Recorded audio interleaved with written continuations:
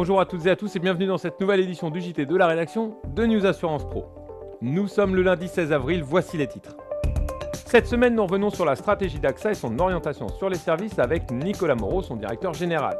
Ensuite, nous ferons un point en images sur l'actualité de la semaine dernière avec notamment les résultats et les ambitions de MetLife et un débat santé et politique à l'approche de l'élection présidentielle.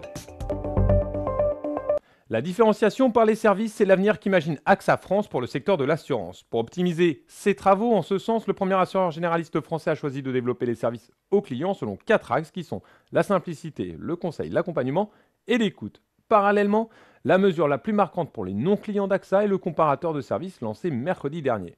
Retour sur cette stratégie avec Nicolas Moreau, directeur général d'AXA France. C'est un investissement important forcément parce que le service, c'est notre métier, donc ça touche l'ensemble des métiers, que ce soit les services clients, que ce soit Internet, que ce soit les produits. Donc c'est un investissement considérable, mais je dirais que c'est un processus d'amélioration globale de l'entreprise.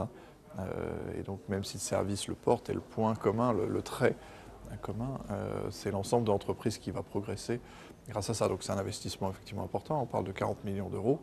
Mais il touche beaucoup de sujets. Je pense que le comparateur va faire réagir, oui, que forcément, les gens, quand ils vont voir d'abord quels sont les éléments qui sont importants pour les clients, vont essayer d'enrichir leur offre, de voir comment est-ce que progresser. Donc tout ça, c'est un élément très positif pour le marché. Oui, je pense que ça va tirer l'ensemble du marché. La semaine passée, MetLife a donné ses résultats ainsi que sa stratégie pour l'année en cours. Dans le sujet qui vient, nous vous proposons également de revenir sur un point abordé dans notre dossier de la semaine, à savoir les différentes positions pour la santé à l'occasion de cette campagne présidentielle. Une séquence préparée par Yona Elawa et Lorraine Raimondi. Un des grands savoir-faire de MetLife sur le marché américain, c'est la prévoyance salariée des très grandes entreprises. L'assureur de personnes qui faisait partie d'AIG via la filiale Alico a été intégré il y a 1 an au groupe américain MetLife. Avec un chiffre d'affaires de 180 millions d'euros et un résultat net de 16,5 millions d'euros, Joël Farré s'est dit satisfait et confiant dans la stratégie de différenciation du groupe en France. Un modèle de développement qui offre une rentabilité élevée selon le directeur général. Les résultats 2011 s'inscrivent dans une tendance de croissance ou de résistance dans un contexte qui est quand même globalement chahuté.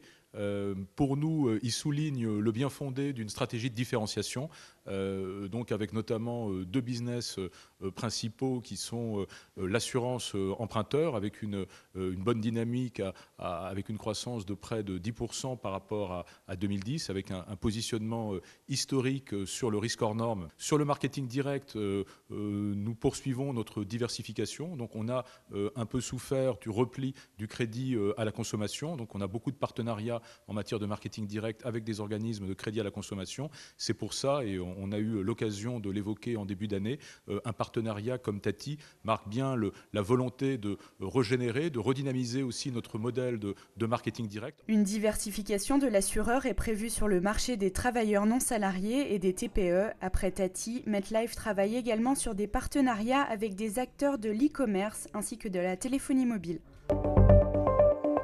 La santé dans une campagne présidentielle est un sujet glissant. C'est aussi un thème qui peut apporter bien des surprises.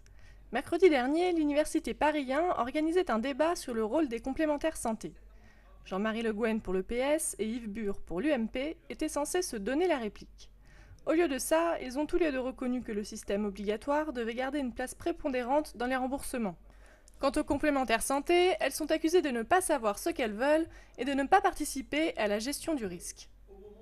Fabrice Henry, présent lui aussi lors du débat, a regretté ces déclarations.